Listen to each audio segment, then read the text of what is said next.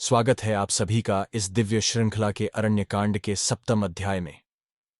नीची कल्पनाओं की धुंध से उठता है वह क्षण जब लंका की राक्षसी शूर्पणखा अपमान और अस्वीकृति से विकल होकर लौटती है।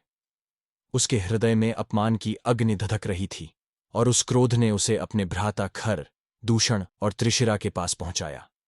तीनों युद्धक राक्षस, जिनका नाम ही वनों में भय का पर्याय था, उनकी आंखों में बहन के कटे नाक और रक्त से सने अपमान का चित्र कौंध गया। उन्होंने प्रतिज्ञा ली कि वे उस वन में जाकर उस मनुष्य राम का विनाश करेंगे जिसने राक्षसी कुल का मानमर्दन किया है। राक्षसों की विशाल सेना लगभग 14,000 भयानक योद्धाओं से सुसज्जित पंचवटी की ओर कूच करती है। आकाश में काल मेघों की भांति उनकी छायाएं फैलती हैं। युद्ध की घोषणाएं, रणभेरी और अशुभ संकेत वनों में गूंजने लगते हैं। उस शांत तपस्थली में अब रक्त और क्रोध की आंधी आने वाली थी।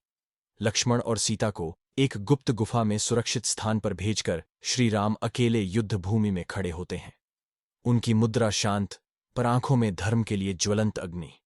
धनुष पर प्रत्यंचा चढ़ती है, बाणों की टंकार दिशाओं में गूंजती है, और फिर आरंभ होता है वह महान युद्ध जो इतिहास के पृष्ठों पर धर्म की रक्षा के लिए अजेय पुरुषार्थ की गाथा बन जाता है।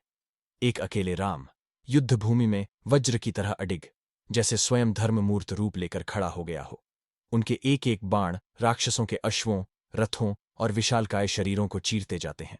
राक्षसों के मायावी अस्त्र, उनके रक्त से लथपथ युद्धनाद राम की वीरता के सम्मुख निष्फल सिद्ध होते हैं।